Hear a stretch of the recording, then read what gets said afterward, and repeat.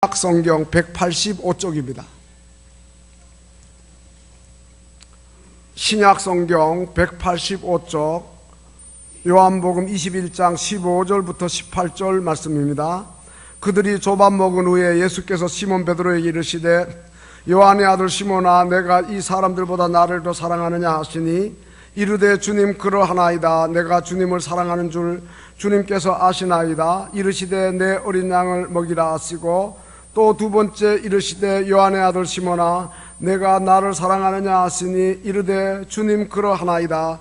내가 주님을 사랑하는 줄 주님께서 아시나이다. 이르시되 내 양을 치라 하시고 세 번째 이르시되 요한의 아들 시몬아, 내가 나를 사랑하느냐 하시니 주께서 세 번째 내가 나를 사랑하느냐 하심으로 베드로가 근심하여 이르되 주님 모든 것을 아시오매 내가 주님을 사랑하는 줄 주님께서 아시나이다. 예수께서 이르시되 내 양을 먹이라. 내가 진실로 진실로 내게 이르노니 내가 젊어서는 스스로 띠띠고 원하는 곳으로 다녔거니와 늙어서는 내 팔을 벌리리니 남이 내게 띠띠우고 원하지 아니하는 곳으로 데려가리라. 아멘. 시온 찬양대의 찬양으로 하나님께 영광을 돌리겠습니다.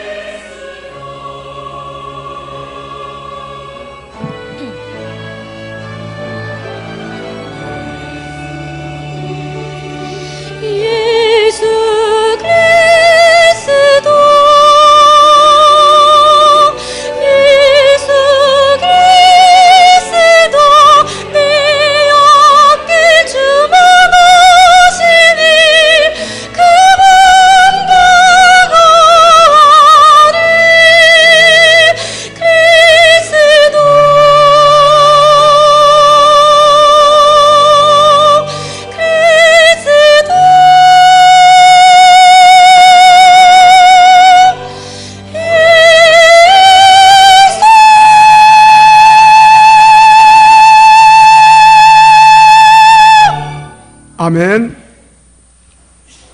지난 주일은 부활주의였습니다. 오늘 본문이 담겨있는 요한복음 21장은 부활하신 예수님이 디베랴 호수에 그의 사랑하시는 제자들에게 다시 찾아오신 내용입니다. 그리고 특별히 오늘 본문은 베드로와 연관된 내용의 말씀입니다.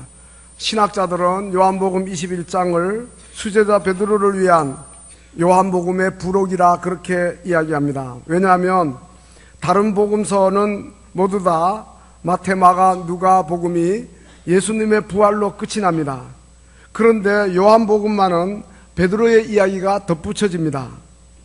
그러면 부활의 예수님이 베드로에게 찾아오셔서 특별히 하신 일이 뭔가요? 오늘 본문에 보면은 그를 위로하고 격려하고 그리고 훌륭한 인생의 상담자가 되어주시고 그를 재신임해서 내 양을 먹이라, 내 양을 치라, 목양의 사역을 맡기십니다. 이 내용은 베드로에게만 국한되지 않고 오늘 우리 모두에게도 해당되는 말씀입니다. 왜냐하면 우리 모두도 베드로처럼 실수 많고 허물 많기 때문입니다. 그리고 우리에게도 주님의 치유가 필요하기 때문입니다. 참으로 훌륭한 인생의 상담자이신 부활의 주님이 우리를 찾아오시고 우리를 만나주시고 또 우리가 그분을 모셔드리고 그분으로부터 놀라운 축복을 받는 이러한 은혜가 있어야 할 것입니다. 베드로가 비록 예수님을 3번 부인하고 맹세하고 저주까지 한 비겁한 사람이고 제자로서는 실패한 자이지만 그러나 우리 주님은 그를 찾아오셔서 나무라거나 꾸짖거나 하지 않고 오히려 그의 연약함을 이해하고 정말 훌륭한 상담자의 모습을 보이는 거예요. 여러분, 우리는 그렇지 않잖아요.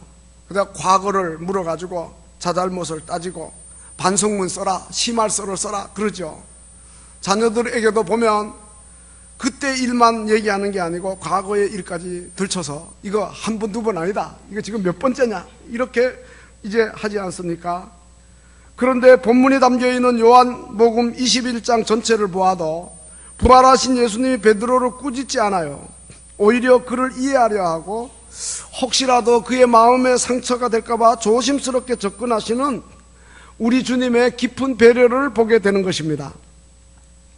이 요한복음 21장 앞부분을 보면 옛날 직업 어부생활로 다시 돌아온 제자들에게 주님 찾아오셔서 얘들아 너희에게 고기가 있느냐 물으십니다. 그러니까 밤새도록 수고해도 얻은 것 없거든요. 없나이다 그럽니다. 그러니까 예수님이 그물을 배 오른편에 던져라 그러면 얻으리라 그럽니다. 그들이 그대로 순종하였더니 고기가 많아가지고 그물을 들 수가 없을 정도예요. 이런 일은 언제 있었죠? 바로 3년 전에 게네사렛 호숫가에서 처음 베드로를 부르셨을 때 똑같은 상황이 있었던 거지요. 누가복음 5장을 보면 그때나 지금이나 동일하게 우리 주님이 그를 부르고 계신 거예요. 이 무슨 의미입니까? 이것은 베드로를 불러서 사람 낚는 어부되게 하신 일에 대해서 주님이 전혀 후회가 없으시다는 뜻이에요. 여러분, 로마서 11장 29절을 보면 하나님의 은사와 부르심에는 후회가 없다 그랬어요. 얼마나 이 말이 우리에게 힘이 되고 위로가 되고 용기가 되는지요. 우리가 잘못할 때마다 내가 너를 괜히 불렀구나, 내가 너에게 괜히 사람 낚는 어부되라 했구나, 이렇게 한다면 우리는 뭐 몇 번이고 거절당할런지 몰라요. 그런데 주님의 부르심, 그 은사에는 후회하심이 없다는 거예요. 디베랴 바닷가 아침 일찍 제자들에게 나타나신 부활의 주님은 정말 훌륭한 인생의 상담자가 되시는 분이십니다. 주님이 이렇게 나타나셨을 때에 가장 12제자 중에 이기적인 제자가 요한인데 즉시 예수님을 알아봤어요. 3년 전에 이 일을 회상한 거예요. 우리 주님이시구나 그렇게 외쳤어요. 그러니까 그 소리를 들은 베드로, 진짜 그렇구나. 근데 베드로는 성미가 급해요. 예수님이라는 소리를 듣고 가만 있을 수 없었어요. 해변에 닿기까지 배가 그리로 가기까지 기다릴 수 없었어요.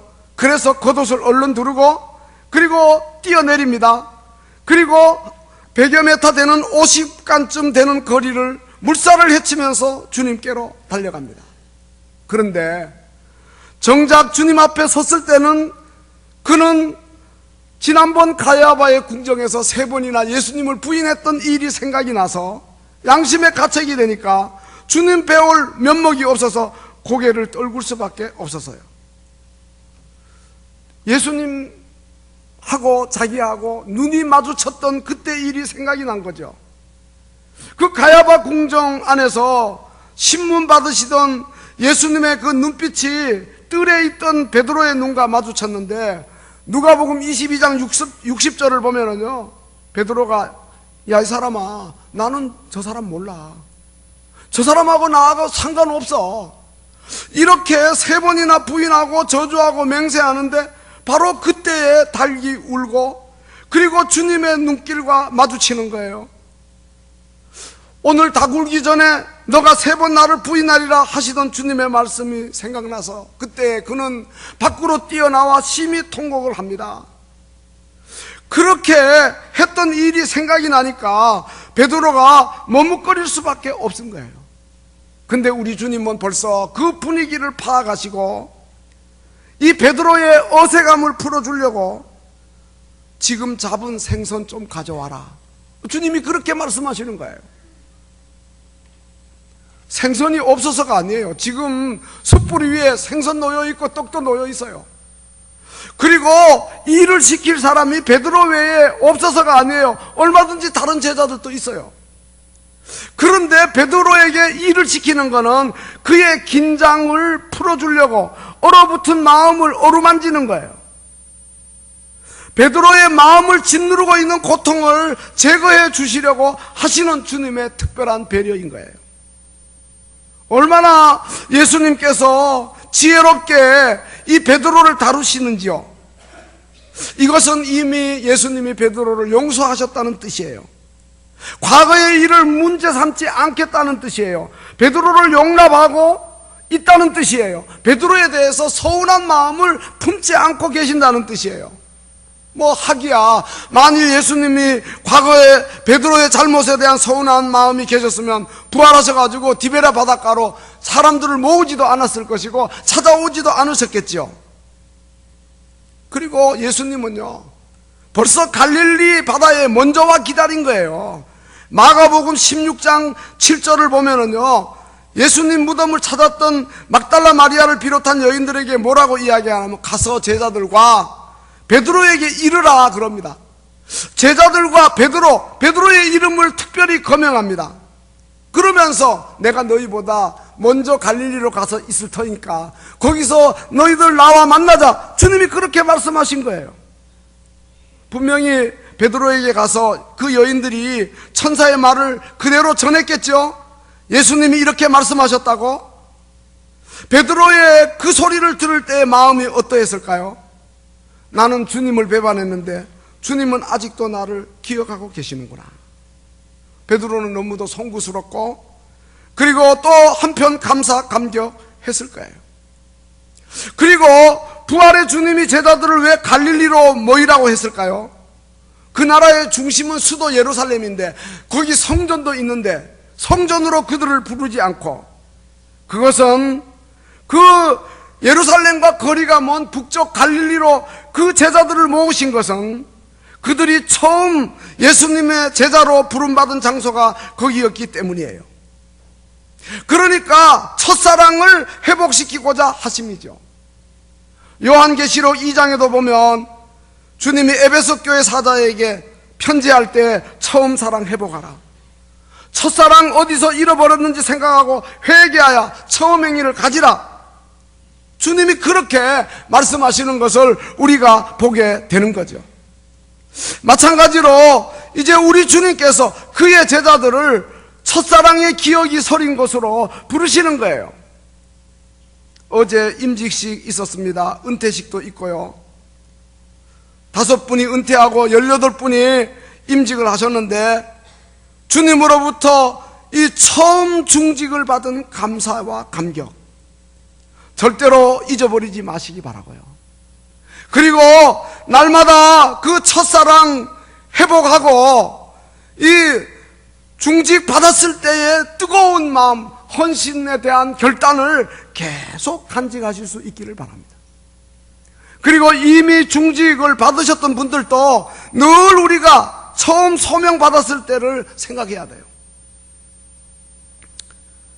그리고 예수님은 그들을 처음 부르셨던 자리로 찾아오셔서 만나주셨을 뿐 아니라 그들을 식사 자리로 초대합니다. 12절에 보면은 와서 조반을 먹으라 그렇게 말씀하십니다. 떡을 준비하시고 그리고 생선을 준비하시고 그렇게 말씀하십니다. 이 식사 자리를 같이 하는 것은 절친한 관계를 이야기하는 거예요. 한 가족, 한 형제. 그래서 우리가 친한 사람과 더 가까워지기 위해 식사 한번 합시다, 이렇게 이야기하잖아요. 이 식사 자리가 우애와 화목의 자리고 교제의 자리고, 그러니까 우리 예수님이 벌써 베드로를 위해 그런 자리를 마련해 놓으신 거다 이 말이죠. 이게 바로 죄인을 고치시는 그러한 주님의 치유의 방법이죠. 마태복음 9장을 보면 바리새인들이 그 세리 마태의 집에서 그 베푼 식사 자리에 예수님이 계신 것 보고 왜 너희 선생은 죄인들과 세리들과 함께 식사하느냐 그렇게 비난했죠. 그때 예수님 뭐라 말씀하셨어요? 건강한 자에게는 의사가 쓸데없고 병든 자에게라야 쓸데있다. 내가 온 것은 의인을 부르러 온 거 아니요 죄인을 불러 회개시키러 왔다. 주님이 그렇게 말씀하시지 않습니까? 바로 죄인들을 치유하기 위해서 식탁에 앉으신 거예요. 베드로를 식탁으로 부르신 거예요. 이 쑥스러워하는 베드로를 다시 과거에 주님과의 아름다운 관계의 자리로 회복시켜 놓으시려고 우리 주님이 의도적으로 그런 자리를 마련하신 거예요. 그러니까 얼마나 감사한 일이에요. 베드로는 예수님과 함께 식사 자리에 초대는 받았지만 목이 메어서 음식을 잘 넘기지 못했을 거예요. 죄송하기도 하고 황송스럽기도 하고, 주여 실패자요 배신자인 내가 감히 어떻게 주님 베푸신 식탁에 나와 앉을 수 있겠나이까, 분명히 그렇게 생각했을 거예요. 그러나 우리 주님의 마음은 다르죠. 훌륭한 인생 상담자 예수 그리스도는 그것보다 오히려 그의 마음을 꿰뚫어 보시고 그리고 조심스럽게 그를 다루시면서 조반 먹은 후에 아침 식사를 마치고 시몬 베드로에게 묻습니다. 요한의 아들 시몬아, 너가 이 사람들보다 나를 더 사랑하느냐? 예수님은 너 그렇게 큰 소리 치더니 장담하더니 왜 너가 가야바의 궁정에서 3번이나 나를 부인했느냐? 그렇게 책망하지 않고, 예수님 벌써 다 아셨어요. 저렇게 장담해도 마음은 원이지만 육신이 약해. 저렇게 큰 소리 쳐도 어쩔 수 없는 연약한 인간이야. 주님 다 아셨어요. 그래서 지금 부르실 때에도 베드로야 그러지 않고 요한의 아들 시몬아 그러잖아요. 베드로라는 이름은 예수님이 지어준 이름이에요. 그 이름의 뜻은 히브리 말로는 게바예요. 헬라 말로 베드로고 뜻은 반석이에요. 요한의 아들 시몬아 이렇게 부르시는 거예요. 베드로라 하지 않고. 무슨 뜻이에요? 베드로는 그렇게 맞습니다, 옳습니다, 저는 반석이 못 됩니다. 차라리 주님이 나를 요한의 아들 시몬아 그렇게 불러주신 게 더 옳습니다. 어쩌면 그렇게 생각했을 거예요. 그리고 주님은 너가 이 사람들보다 나를 더 사랑하느냐? 라고 물으셨어요. 여기 이 사람들보다 거기 1번이라고 써 있어요. 근데 하단주에 보면은 이것들보다 이렇게 나와 있어요. 무슨 의미입니까? 지금 예수님이 베드로에게 묻는 거예요. 이 사람들, 그 옆에 형제 안드레 있죠? 형제보다 나 더 사랑하느냐? 그리고 친구, 동료 요한과 안드레 있죠? 그 바다에서 오래 생활한 그들보다 나를 더 사랑하느냐? 그리고 이것들, 배도 있고 그물도 있고 고기도 있는데 물질보다 나를 더 사랑하느냐? 오늘날로 말하면은 취미생활보다 나 더 사랑하느냐? 이제 날씨 따뜻해지고 뭐 그러니까 취미 생활 하시는 분들 골프하러 가고 낚시하러 가고 등산하러 가고 뭐 사람들 만나러 가고 뭐 그러느라고 예배를 또 소홀히 하고 이럴 수도 있잖아요. 바로 지금 주님 그걸 다 묻고 계시는 거예요. 그리고 이 사람들보다 나를 더 사랑하느냐? 헬라어로는 아가페이스메 그랬습니다. 헬라어에는 사랑한다는 말이 4가지 단어가 있어요. 남녀 간의 사랑은 에로스예요. 친구들 간의 사랑은 필레오고, 또 혈육 간의 사랑은 스톨케예요. 근데 아가페는 하나님의 사랑이에요. 뭐 에로스나 필레오 이런 모든 사랑은 이기적이고 그리고 조건적인 사랑이죠. 저 사람이 나 사랑해주면 내가 사랑하는 거예요. 저 사람 나 사랑해주지 않으면 서운해요. 친구가 원수도 되고 뭐 결혼했다가도 이혼도 하고, 이게 바로 인간적인 사랑이에요. 그러나 하나님의 아가페 사랑은 그렇지 않다 이 말이죠. 예수님께서 요한의 아들 시몬아, 너가 정말 나를 사랑하느냐? 내가 너를 무조건적인 사랑, 아가페 사랑으로 사랑했는데 너도 나를 무조건적인 사랑, 아가페 사랑으로 사랑하느냐? 그렇게 예수님이 베드로에게 질문한 거예요. 그러니까 베드로가 대답을 못하는 거예요.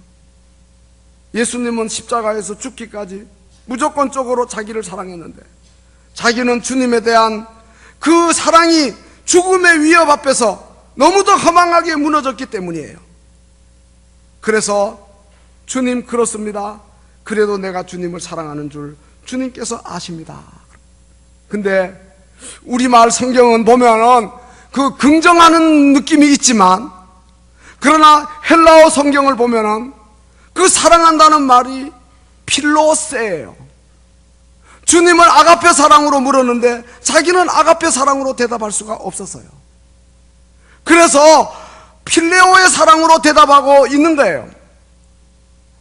무슨 말인 거 아니?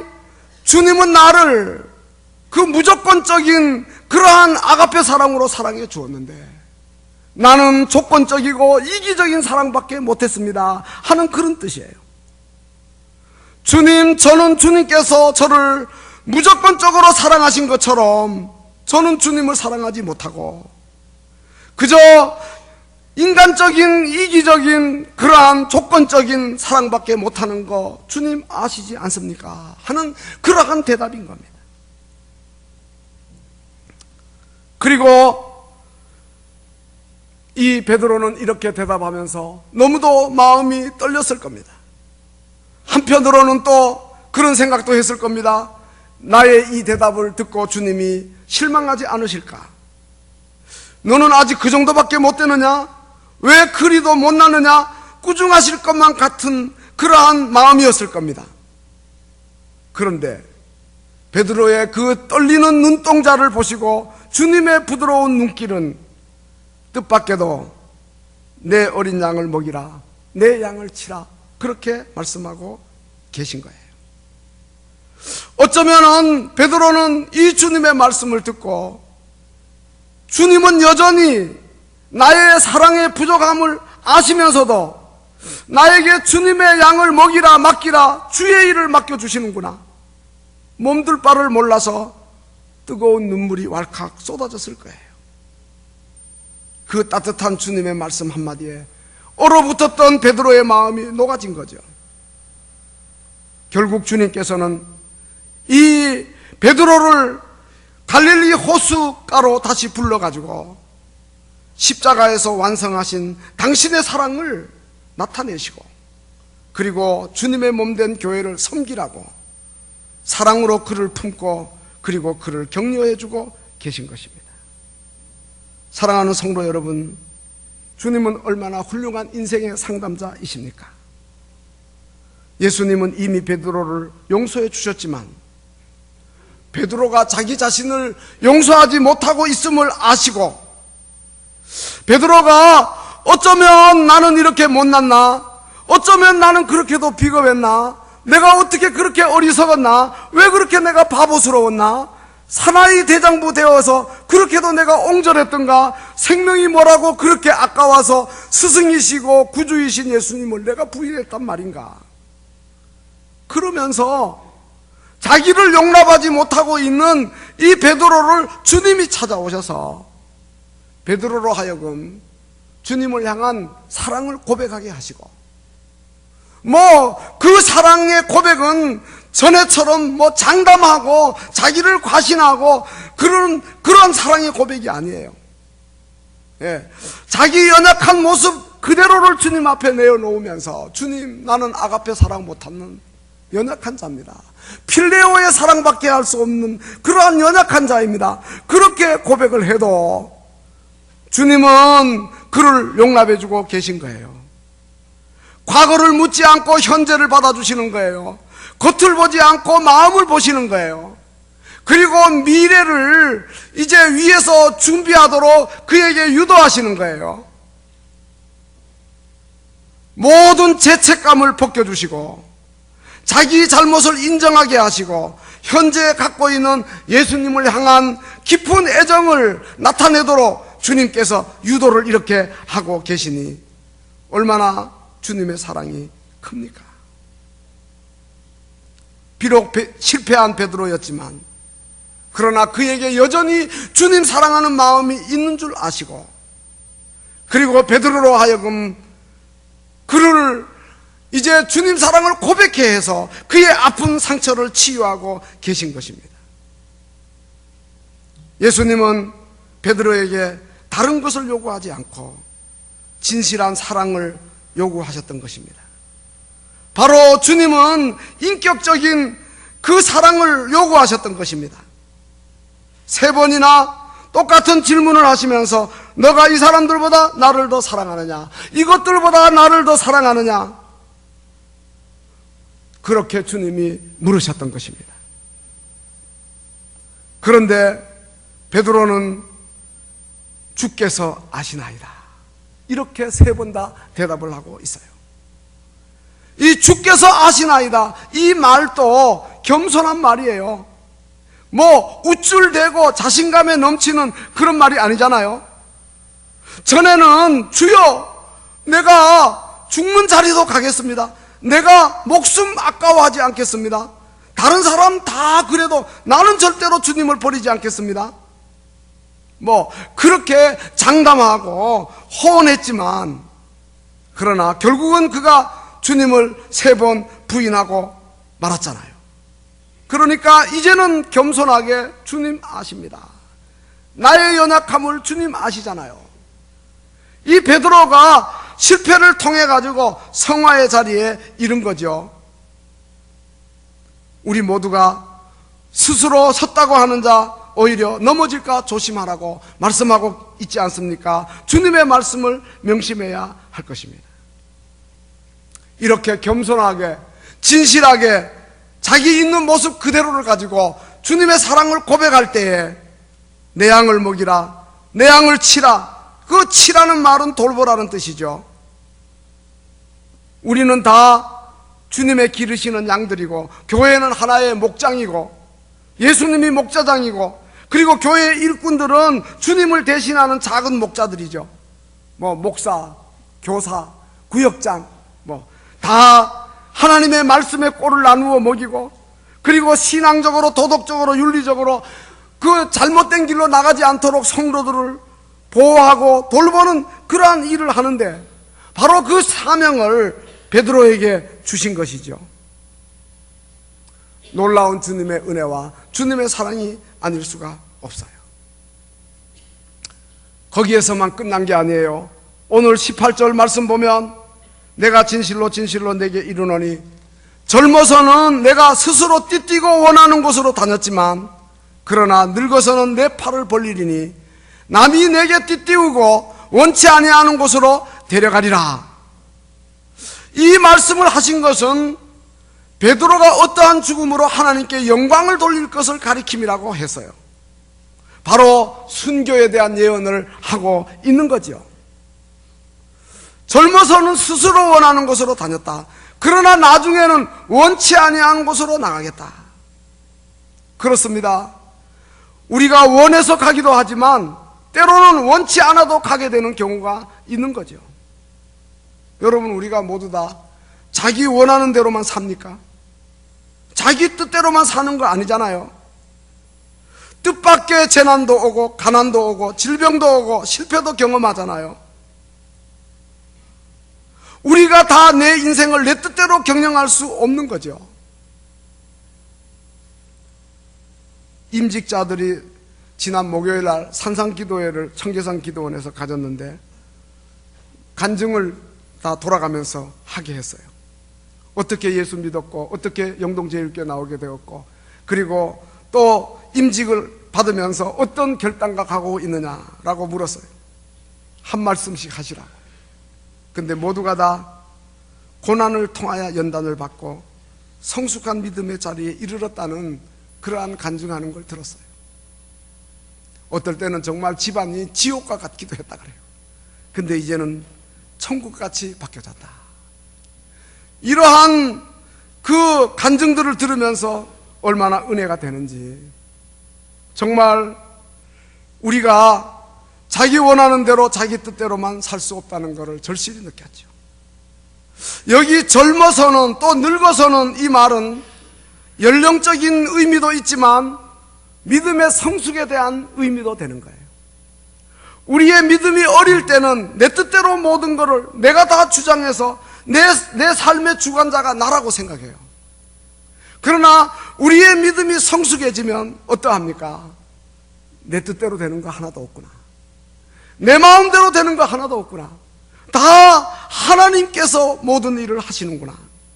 하나님이 내 삶의 주장자이시구나 하는 걸 절실히 깨닫게 된다 이 말이에요. 시편 37편 23절에서 여호와께서 사람의 걸음을 정하고 그의 길을 기뻐하신다 그랬어요. 예레미야 10장 23절에서는 여호와여 내가 알거니와 사람의 길이 자신에게 있지 않고 걸음을 지도함이 걷는 자에게 있지 않다 그랬어요. 우리 인생길이 내 마음대로 되는 거 아니다 이 말이죠. 베드로가 나중에 순교의 자리에 이르는데 베드로가 순교를 원해서 순교의 자리에 가는 게 아니고 하나님께서 그를 순교의 자리로 이끄신다는 그런 뜻이에요.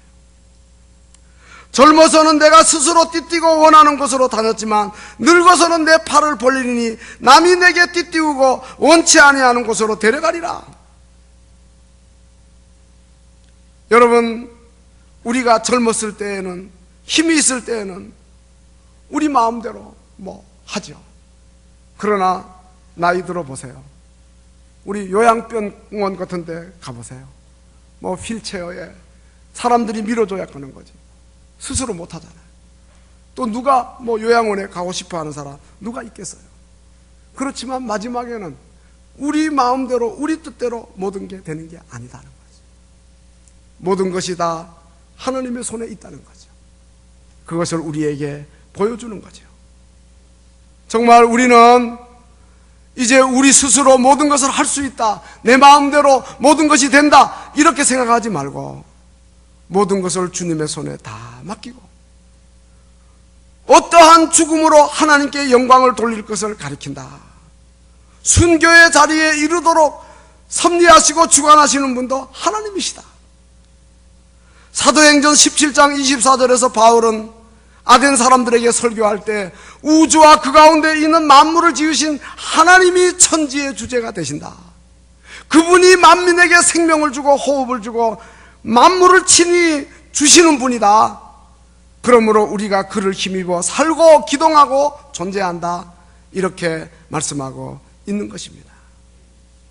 그러므로 우리는 마지막까지 최후의 순간까지 숨질 때 되도록 주님의 인도 속에 살도록 주님께로 더 가까이 나가기를 원합니다 하는 이러한 찬송을 부르면서 내 모든 삶을 주님의 손에 다 의탁하는 그러한 성숙한 믿음의 소유자들이 되어야 할 줄로 믿습니다. 결론으로 말씀을 맺으려고 합니다.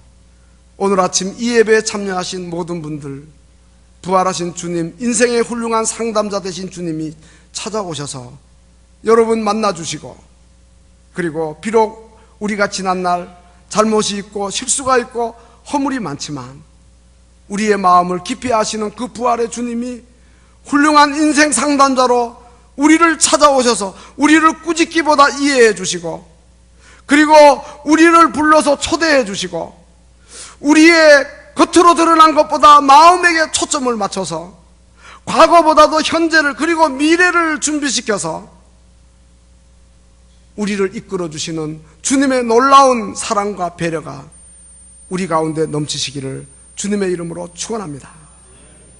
그리고 우리가 주님 앞에 주님을 더욱 사랑하기를 원합니다.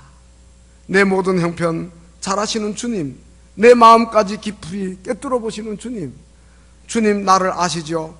내가 주님 사랑하는 줄 주님 아시지 않습니까?